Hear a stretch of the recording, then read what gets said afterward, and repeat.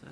Well, good afternoon. Thank you all for coming. My name is Nat Perry. I'm Head of Communications at the OSCE Parliamentary Assembly, and this is the press confirmation to the parliamentary and presidential elections that took place here in Turkey. Yes, joint endeavor of several institutions working together. We have the OSCE Office for Democratic Institutions and Human Rights, the OSCE Parliamentary Assembly, and the Parliamentary Assembly of the Council of Europe. So all of these institutions are represented here. We'll hear comments from each of them, and then we'll have time for some questions from journalists. We'll start with Mr. Ignacio Sanchez Amor, who's been appointed as the Special Coordinator of the OSCE Short-Term Observer Mission. He will deliver the statement of preliminary findings and conclusions.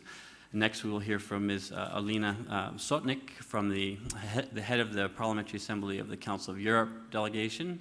Next, from Peter Osuski, head of the OSCE Parliamentary Assembly delegation. And finally, from Ambassador Audrey Glover, who has led the OSCE ODIHR long-term observer mission. So with that, I will hand the floor over.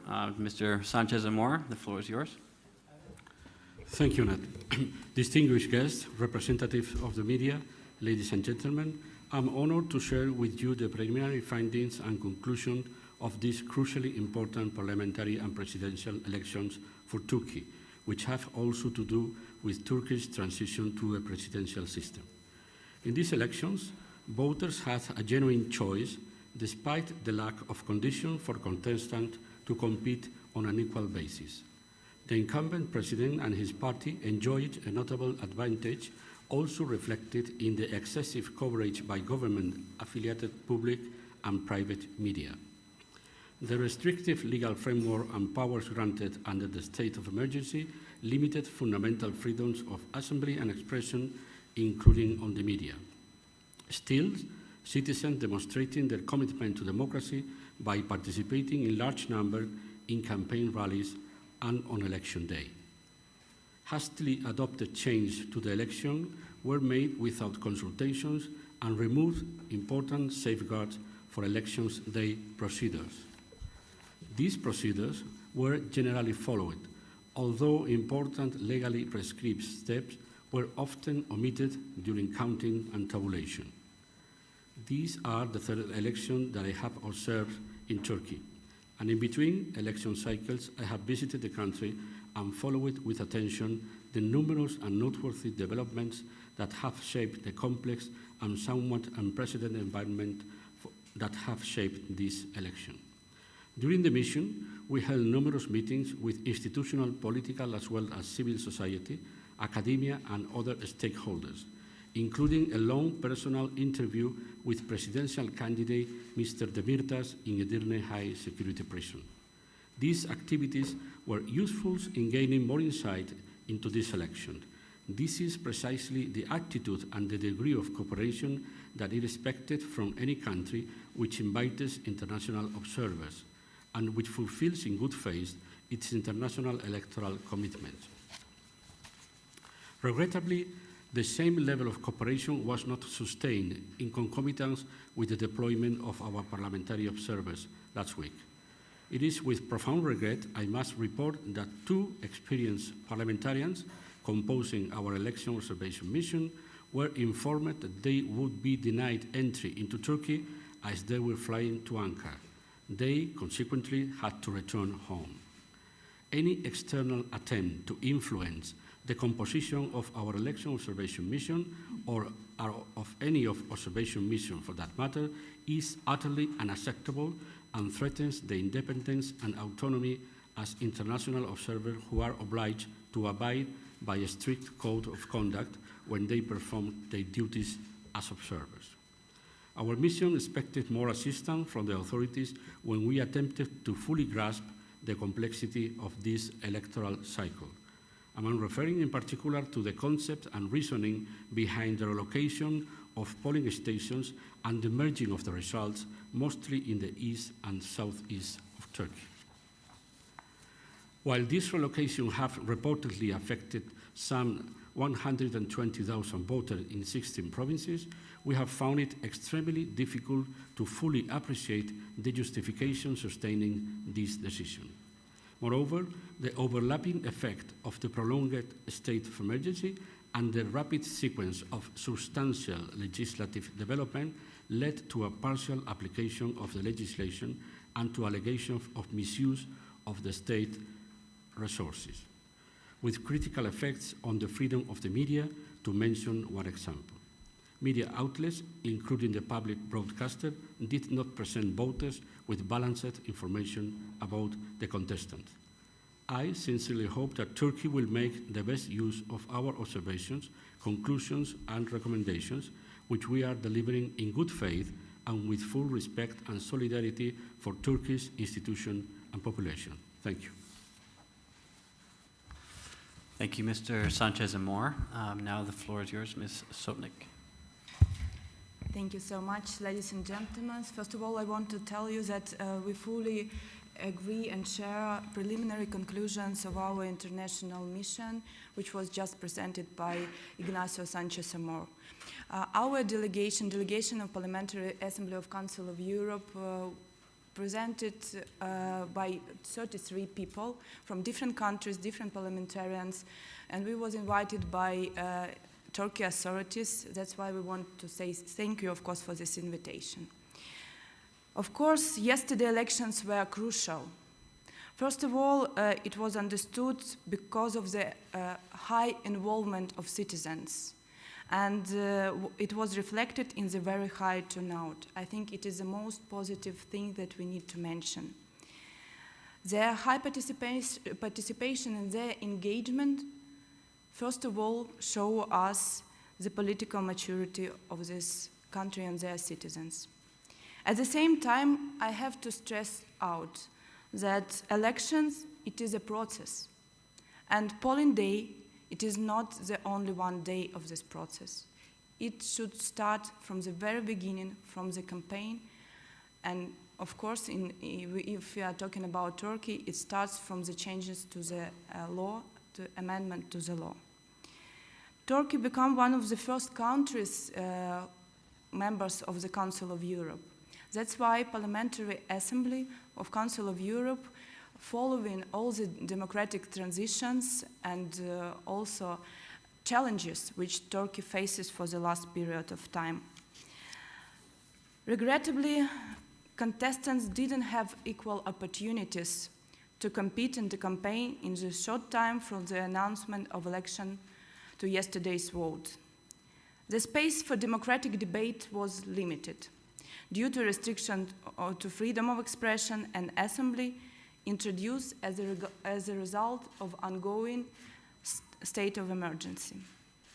The media coverage was different for different candidates, and we need to highlight that it wasn't equal.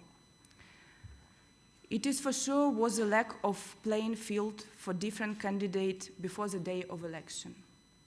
From the legal point of view, some of the amendments to the electoral legislations, which were introduced in March and April this year, have been, I would say, have been problematic, as they have weakened important safeguards.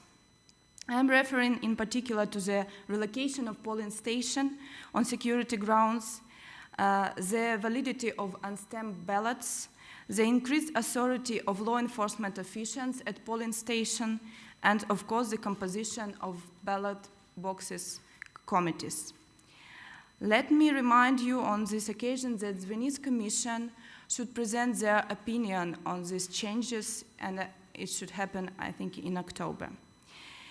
And even if technical preparation were generally administered in an efficient manner, we raise concerns as regards impartiality and transparency. For instance, the selection of chairperson of the Commission's ballot box committees wasn't always done by the lottery as prescribed by the law, and they've been directly appointed.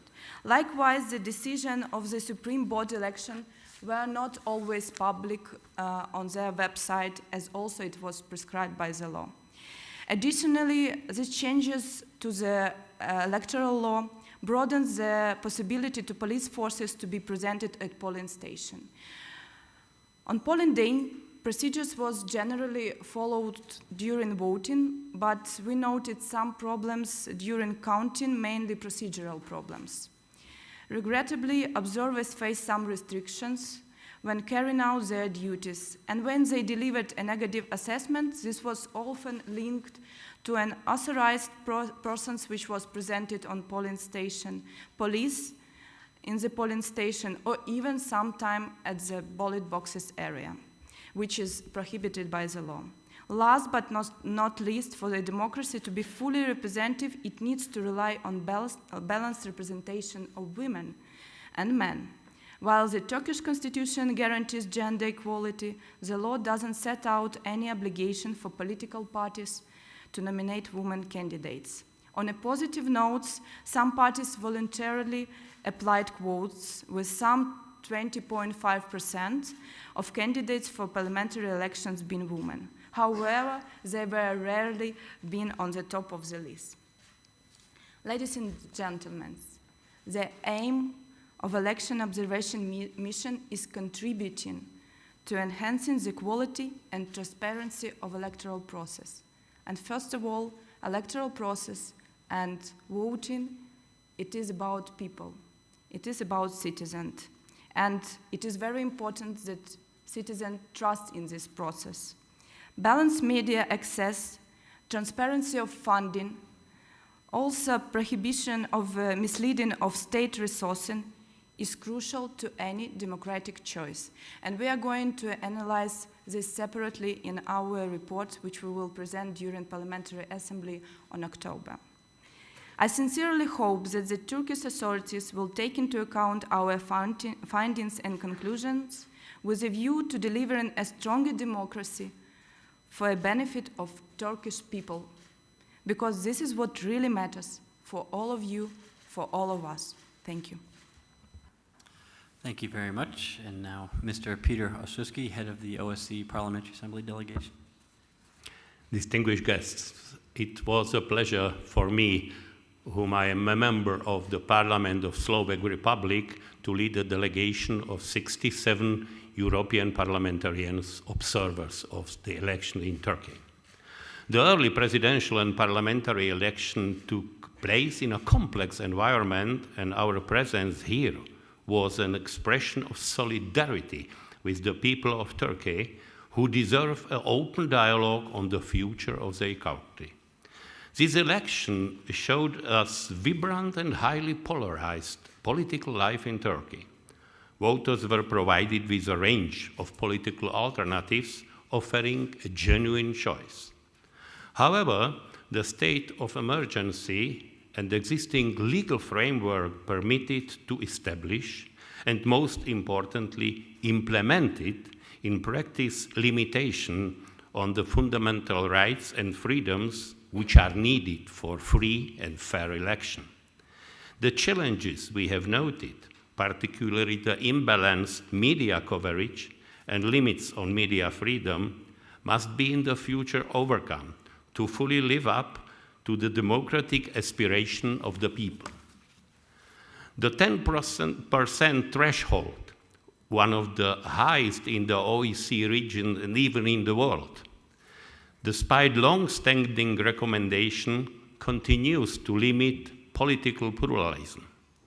I want to say that Parliament is a place for coming together and finding unity of purpose within a diversity of opinions. I hope that effective work of political parties in Turkey will continue for the sake of respect, protection, and support of democratic rights of Turkish citizens. More than 60 OSCE parliamentarians were listening to the people throughout the country, not only in Ankara, but also in Istanbul, Izmir, Diyarbakir, Erzurum, and Samsun. I completely agree with what Special Coordinator Sanchez Amor has said regarding the impact of Turkish decision to deny entry of 2 OSCE Parliamentary Assembly observers. Reportedly, the denial was based on publicly expressed political opinions that these individuals make in the past.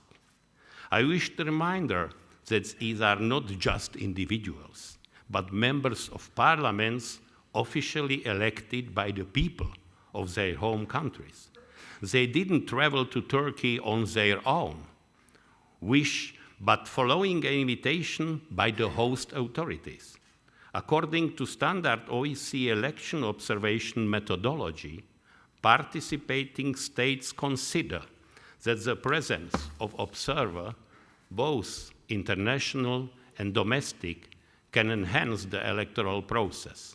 That is why they invite observers who had to adhere to their code of conduct.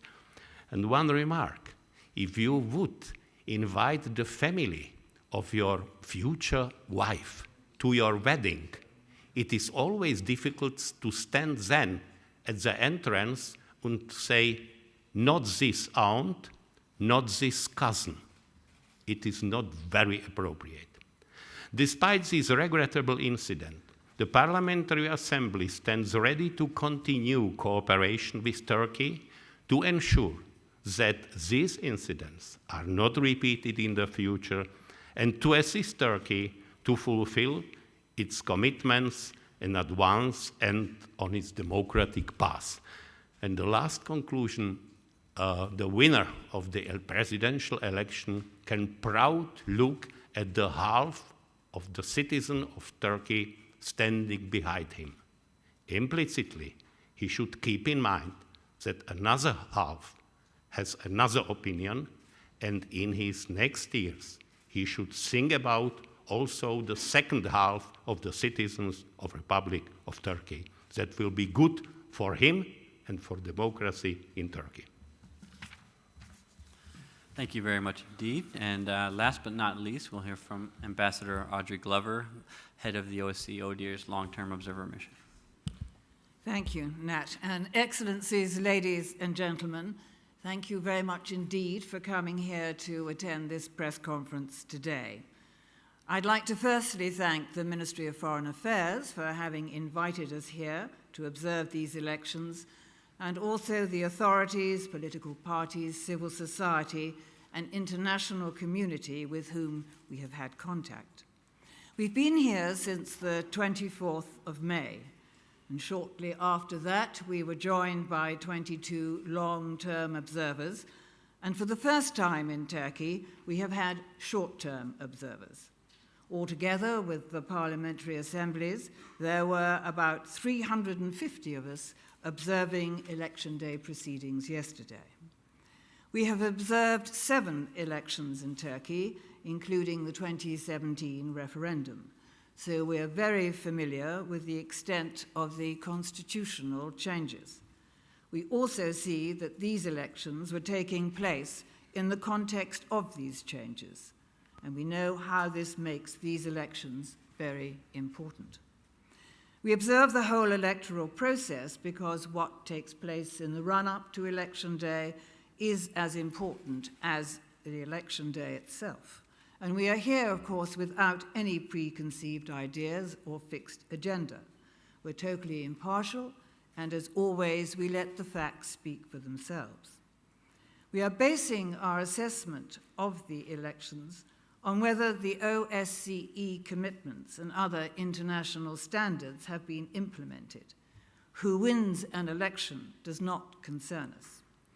So let's take a look at these elections in more detail and start perhaps with a few positive aspects.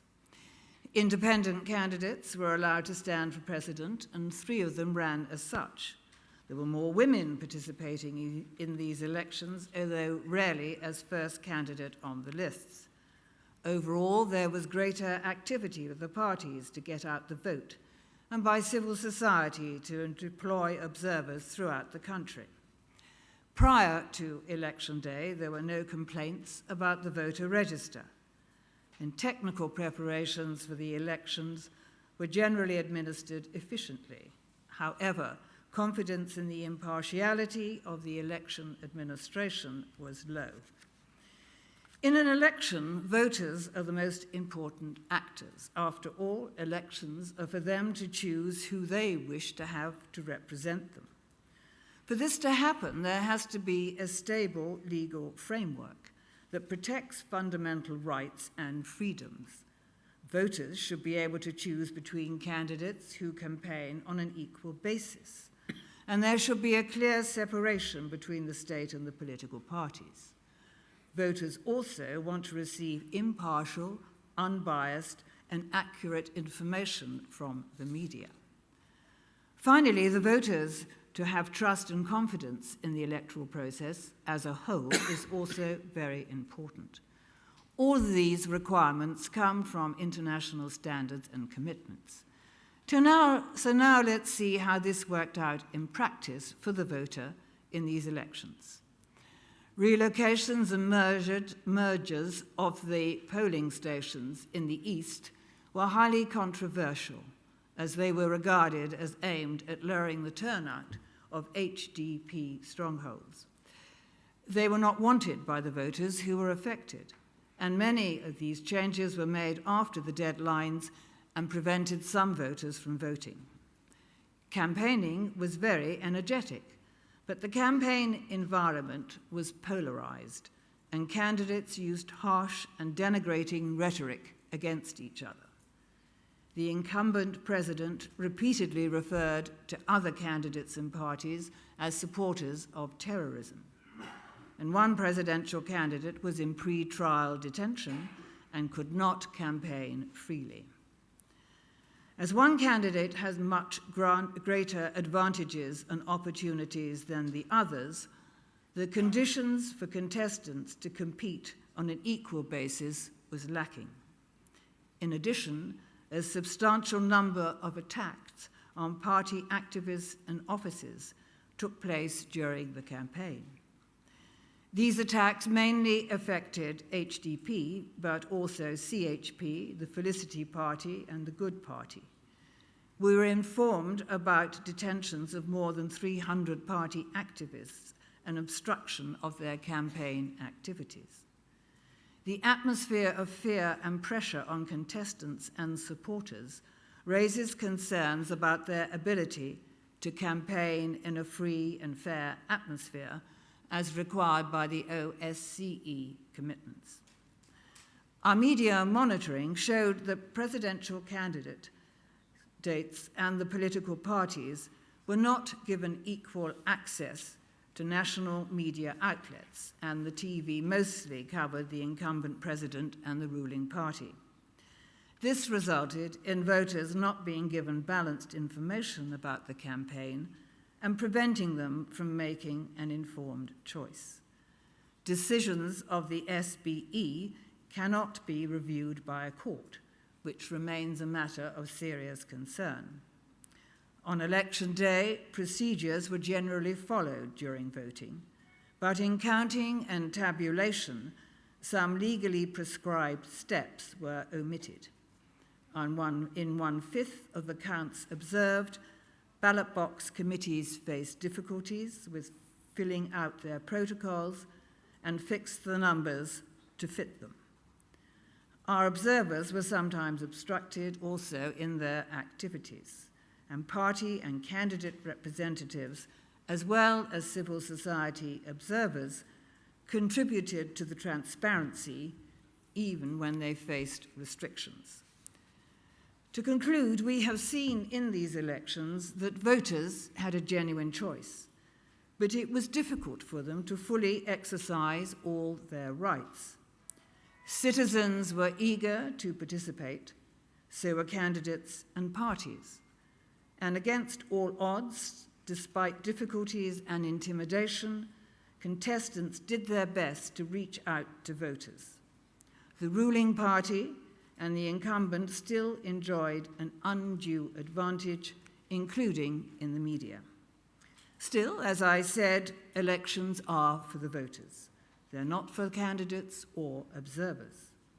The state has an obligation to help the citizens have their voices heard, and this was regretfully difficult here. There's some work to be done by the authorities to ensure that future elections in Turkey are in line with democratic standards and commitments.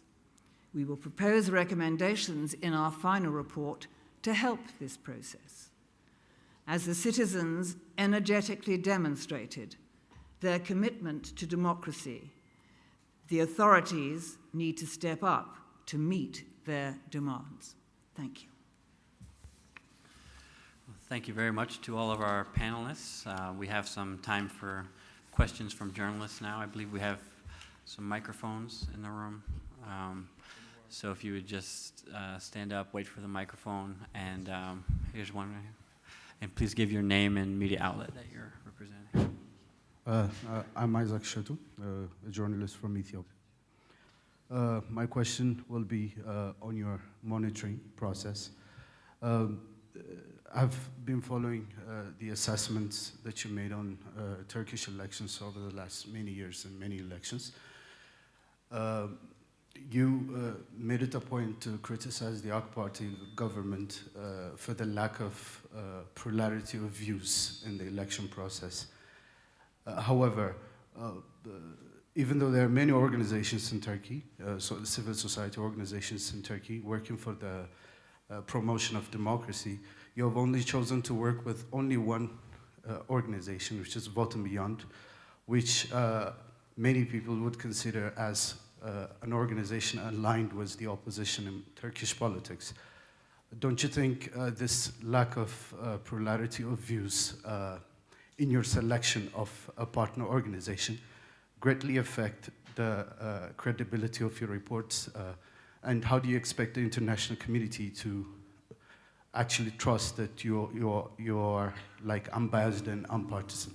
And what's your opinion on, generally, what's your opinion on the recent audio leak from a member of your partner organization in which he specifically targeted AK Party supporters in certain polling stations and at the same time expressed dissatisfaction with the result of the, clearly like dissatisfaction with the result of the election and that the fact that AK Party wins.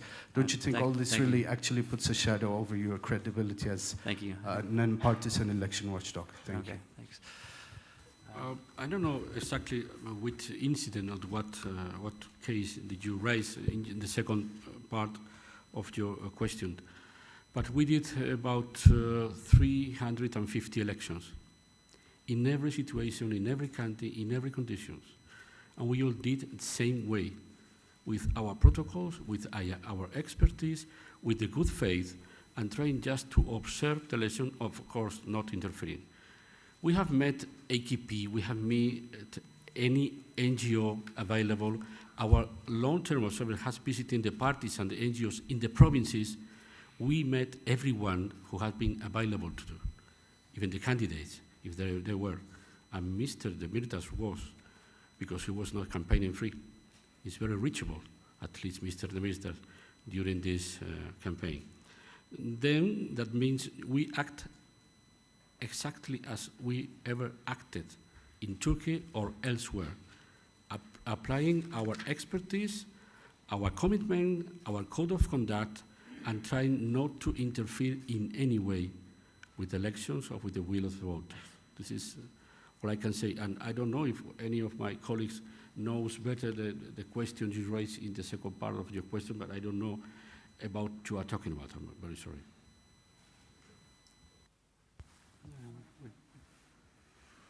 Well, thank you very much for your question. We have our own particular mandate and the way that we operate, and the way that we do that is with the help of our LTOs and short-term observers. We talk to all the authorities, everyone who can give us information. This obviously includes civil society as well, but we most certainly do not just deal with one particular NGO. We, as I say, have a mandate that makes us and requires us to talk and find information from every possible source. So I'm not too sure where you have this information from that we have only been talking to one particular NGO, but I can assure you we have been talking to anyone and everyone with whom we could possibly find information about what has been going on in this country prior to the election, and we will be continuing to do so until the whole electoral process is finished. Thank you. Thank you. Do we have any more questions? I see in the front row here, please. Hi, Laura Patel from the Financial Times. A few of you talked about concerns about irregularities in counting and tabulation. Can you expand on that a bit more and say, do you think it affected the result in any way? Are you concerned about the validity of the result, or do you accept that? Ambassador, would you like to take that? Or? We have, as you note, had some information about irregularities in relation to counting and tabulation, and we are looking into these. I mean, we only got some yesterday. We also don't know at this point in time whether there are going to be any complaints and appeals in relation to these particular incidents. There were some, as you say, but they weren't an amazing number. And so we can't really say for sure at the moment because we still don't have all the results in. But it's probably rather unlikely that these few irregularities will make much difference to the final, if any difference at all, to the final results. But as I say, we are not really seeing all the results through yet, and we need to have a little time to really have a look and crunch a few numbers and see what we can come up with. But we don't imagine that it will make any significant change to the final result. I saw another question here in the front row. İrfan Uçar, Özgürüz. Hukukta temel bir ilke var. Meyveli ağacın, zehirli ağacın meyvesi de zehirli olur. Meşruiyeti tartışılır. Az önce ifade ettiniz, yasal çerçevenin değiştirilmesi, kısa bir kampanya dönemi ve medyada yer almanın, liderlerin medyada yer almanın konusundaki aşırı eşitsizlik. Bu sonucu, meşruiyeti konusunda bir sorun yaratıyor mu sizce?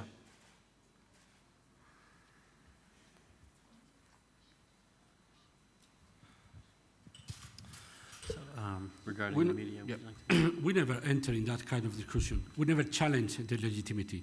We study a process, as my colleague Sortnet raised.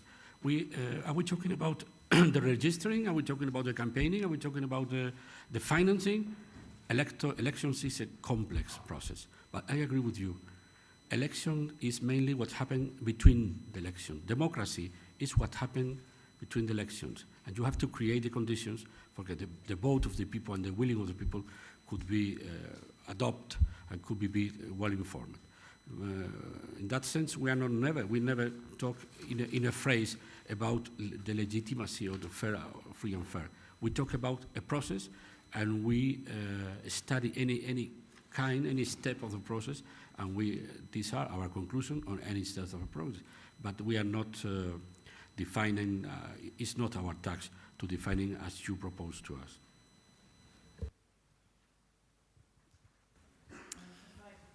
May just add a bit to that.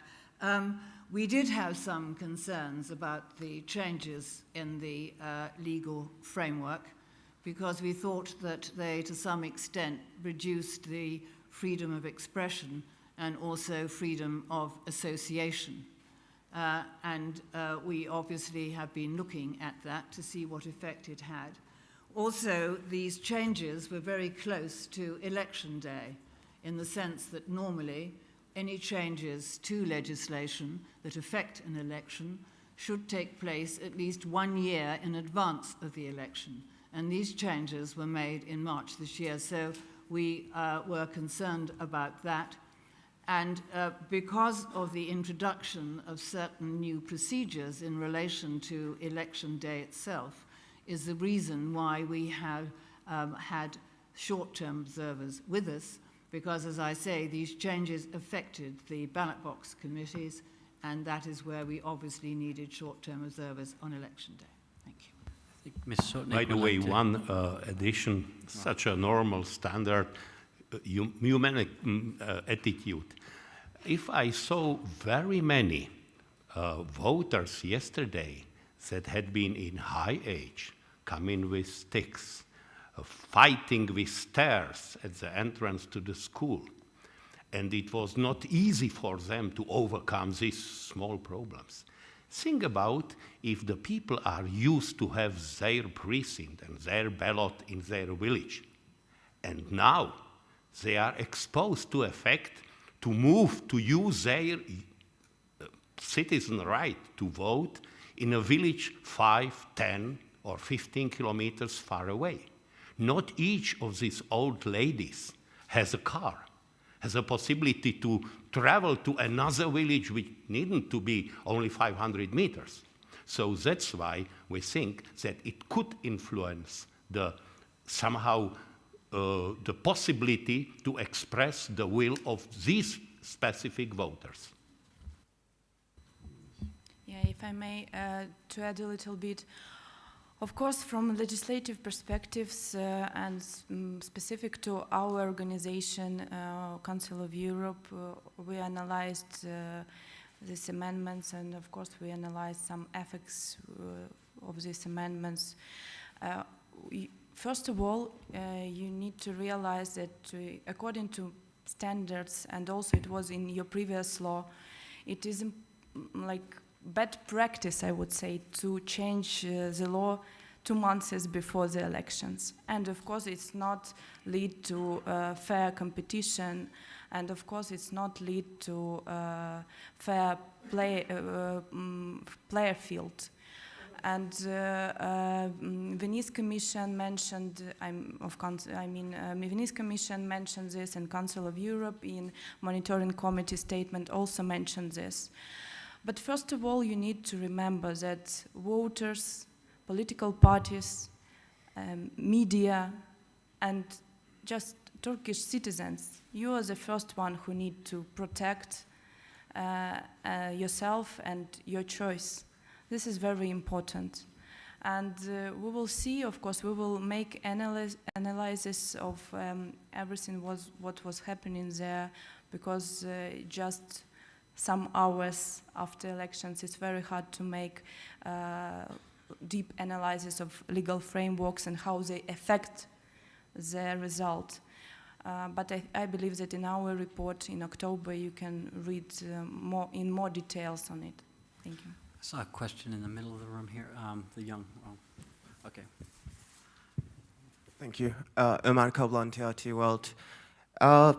Just want to say, now, you guys talked about it as well. There was reportedly 88% turnout.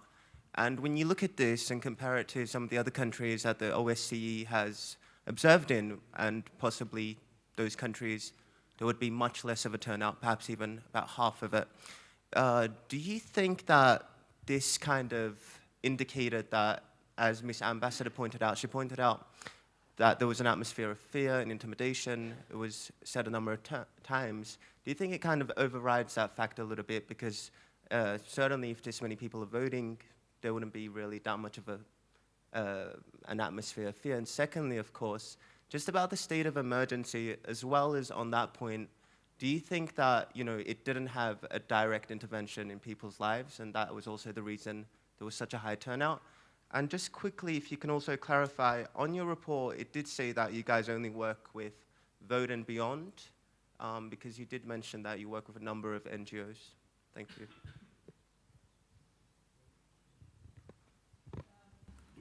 I'm not too sure if I got your last point, but I don't think that we have said that we only work with Vote and Beyond. So, as I said before, we work with everyone who we can. I think it's very dangerous to start trying to compare one country with another. Countries are totally different for one reason or another.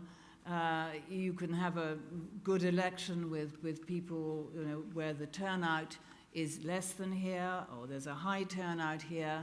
I just think that the turnout in this country at this point in time showed that they are very engaged in what is happening in this country and in their own futures. And I wouldn't attribute anything to it other than that they are really very energized. Thank you. Of course, there are countries where there is a duty to go to election. It's a citizen's duty, and it's a penalty if you don't go. There are other countries where something like that not exists. That's why the comparison is not very reasonable. On the other side, it's a proud number that shows, as we mentioned, that the people are interested in the fate of the country. That means, even despite of all the problems, this is a very good point for the democracy-loving citizens of Turkey. I will elaborate shortly. I believe that, as I told you, people really understand that these elections, they are crucial. It is a final step of transition from parliamentary presidential to presidential system. And also, I believe that people really want to express their minds, their thoughts, and first of all, it is in interest of citizens. As many of us told you, elections, it's not about politicians. Elections, it's first of all about citizens. There's a question over here. Right, so every single election, the current government keeps the country extremely open and the election observers are able to go anywhere they want. There's no limitations on them and consistently, however, we find many of the partners and observers of the OSCE with a clear anti-government agenda. You said 2 parliamentary observers of the OSCE were denied entry to the country. Why don't you mention that one of the observers, Andrei Hunko, was accused by Turkish officials of being a PKK sympathizer after image of Andrei was posted, was leaked posing with a PKK flag? Why is it that you fail to mention that these OSCE parliamentary observers come from biased backgrounds? Thank you. Mr. Osuski, perhaps, or Sanchez Amor. First of all, they are equally like all of us others, democratically elected members of their European parliaments. Of course, each of us could have a preference, a political preference. Even in football championship, you can have a preference. But similarly to a referee in the FIFA championship, who could also have a private preference for Brazil or Germany or United Kingdom, to be a referee acting in a match, you have to stick to the rules. And being a member of our observer delegation, all your sympathy and all your preference need to go aside because you are strongly regulated by the code of conduct. If our observers would break the code of conduct, it would have a result for them, a negative result for them. But we cannot say that anyone coming to any country is not acceptable because of his political preference. I am sure none of these 2 refused observers would do anything that could do harm to the observation process. If it would happen, then okay, they have to carry the responsibility. But to say this and that, if to my country would come any observer, I would never think about if he is in heart preferring the leftist, the rightist, the communist, or anyone. So we should look at the observer as someone who is fulfilling his role in accordance to the code of conduct, which strictly forbids any active preference in the observing position. Thank you. Yeah, thank you. Mr. Hunko, who is the person you evoked, has been here for the referendum as an observer with any kind of problem, simply because he attached for the code of conduct. We all are parliamentarians. We all voted in the past things related to Turkey. Could you imagine to forbid the entrance to the country to any of our parliamentarians who has supported the position of the AKP? In voting in the parliament, for example, this is not fair. And we regret, with the most hard way, this way of picking up who is observing general election. This is not fair. Turkey has commitments, and the commitments include you don't have the right to pick up the people and saying this is going to be observed and this is not. Because we all are parliamentarians, and we voted in the past, and we expressed his opinion, and we signed political resolutions, and the only way to have to create any kind of cast any shadow on our attitude is acting here and not attaching to the code of conduct. I think we have time for one or two more, please, here. Yes, Ingeborg Samuelsen, Norwegian Press. So you've been observing 7 different elections in Turkey, including the referendum. Have you ever experienced this amount of obstacles and issues before?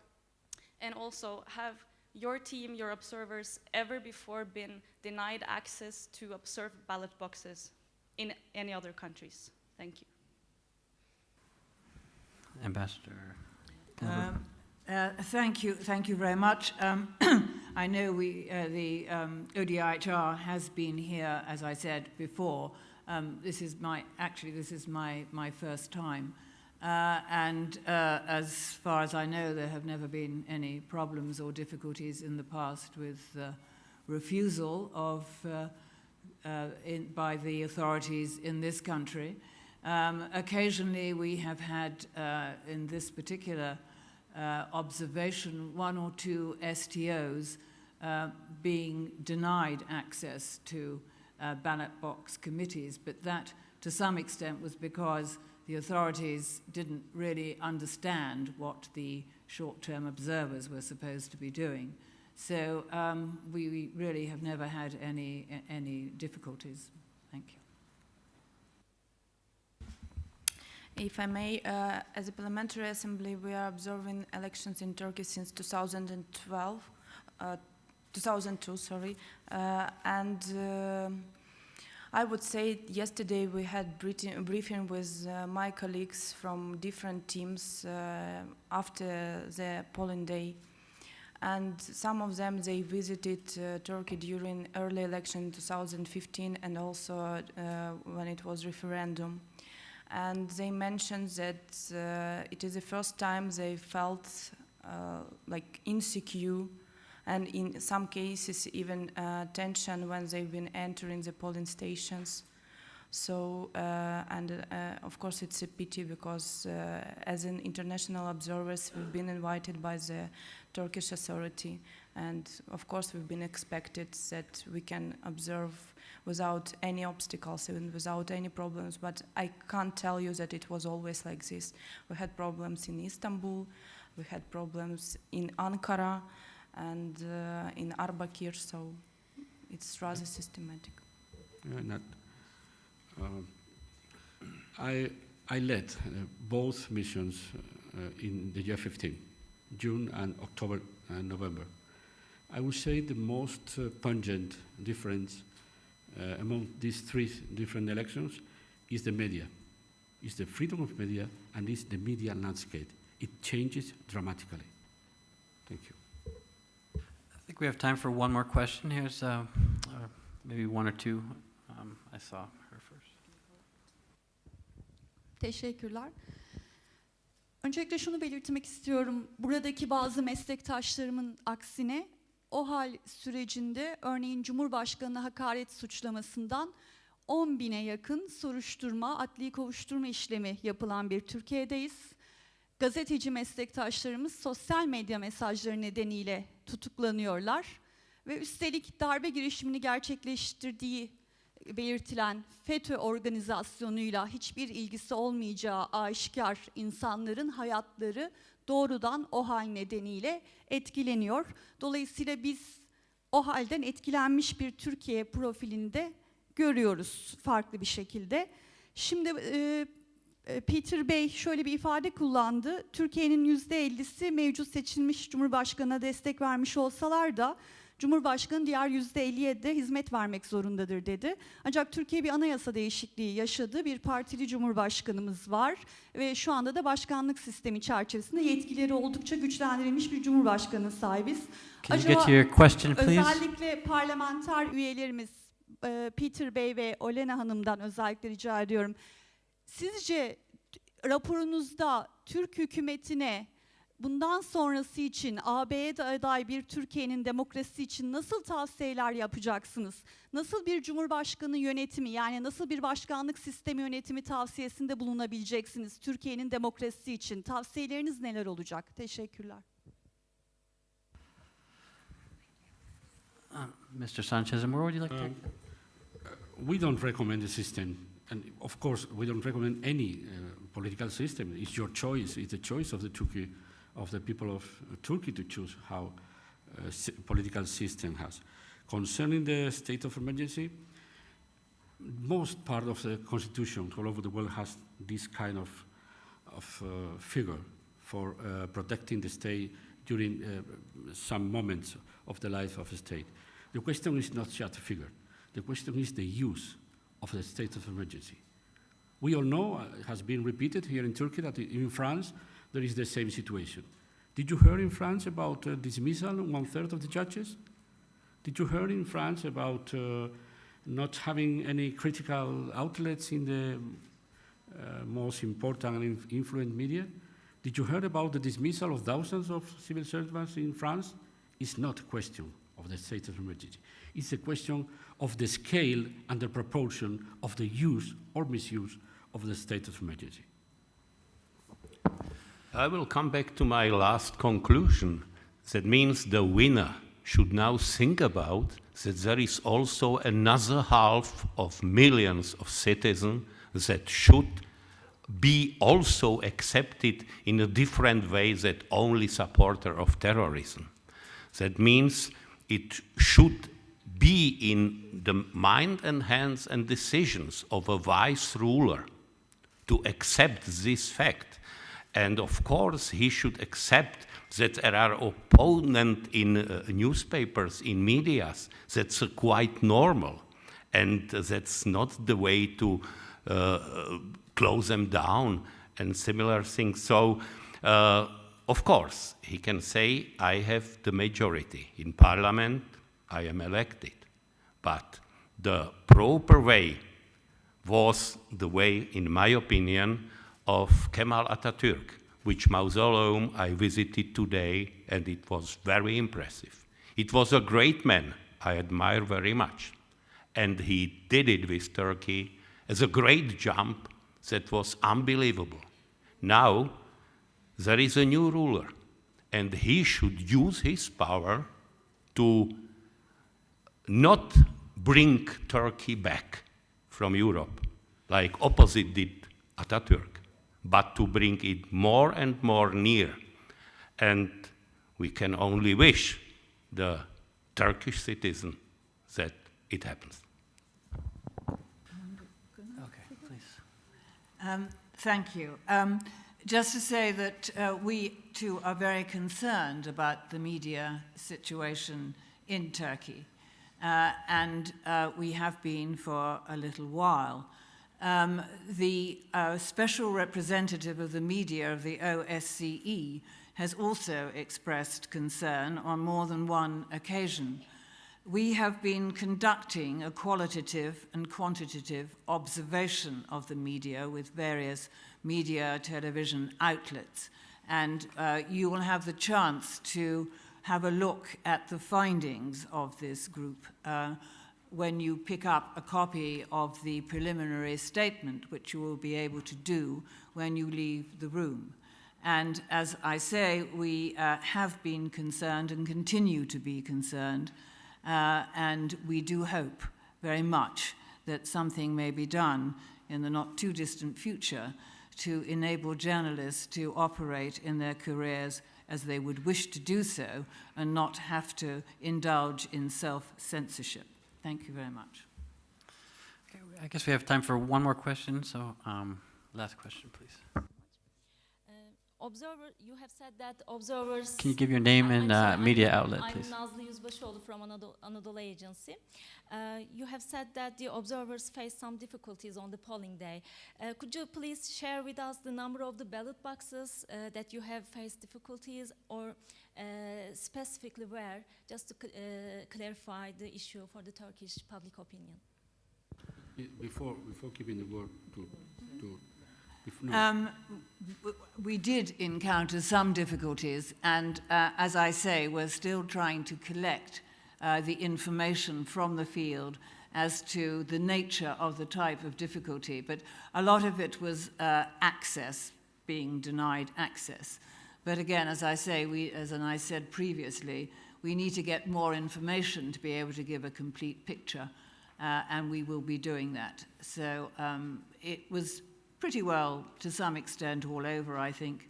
But to give you, I don't wish from the top of my head now to try and remember the exact figures. It's much better for you to have an accurate report. And if you wish to do so, you could get a report from Tom Reimer, who is our press spokesperson, and it will certainly be appearing in our final report. So I think that's the best information I can give you for now. Mr. Sanchez. Pardon, to orient you somehow in the numbers. In Turkey, there are 180,000, even more, ballots. 180,000. We had been altogether about 300. We are working usually in pairs. That means a group of 2 in one team. That means 150 teams. 150 teams could visit per day, election day, which is shorter in Turkey than, for example, in Italy, about 8, 9 to 10 precincts. That means 150 times 10 is 1,500.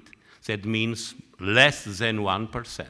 And if they, in this less than 1%, see some irregularity, I am asking the question for myself. What happened in precincts where there never had been observers, where no one during the whole day observed, that from our side nothing. So if in front of observers happens that they are not allowed to enter or they see irregularities, it of course doesn't mean that the elections are not totally correct. But of course it is a material for us to think about. Thank you. We visited 1,245 polling stations. I'm very happy to offer you this figure. Our telephone has always been open to any Turkish media, including yours, because your agency, if I understood well, you are representing Anadolu agency. Your agency published yesterday a derogatory libel full of lies on our attitude, and we regret a lot that you or your colleagues never contrasted this information with us. We are very happy to answer you. We would have been very happy to answer your colleague if they have did the professional ethics for calling us. Thank you, because as I mentioned, we had like 15 teams, I think, who visited different areas. Of course, we reported each case to OSCE, and they will reflect in their report, and we will reflect in our report. I don't think this is a matter of particular places or ballot boxes.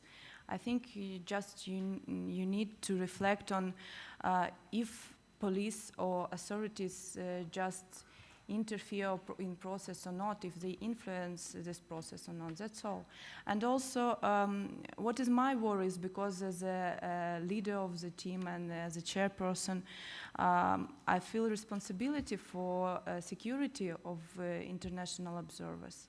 And some of them, they just mentioned that they didn't feel secure when somebody, especially police, was following them to the ballot box and staying them, staying observing what they are doing, like they are enemies. But we came there to help you, not to block something, or we just came to observe and to make these elections as much transparent as possible. But of course, we just like 30 people, a little bit more. It's not enough to observe the process all around the state. It was the main task and goal for citizens to observe. Thank you. Thank you very much to all of our panelists and to all the journalists who came. I would like to remind you, as Ambassador Glover said, the statement is outside on the table, so please pick one up on your way out, and it should have more information if you have any additional questions. And the final report will be issued in about 3 months, so be sure to check. And the statement is also on our website at osc.org, so please check that as well. Thank you. Bye-bye.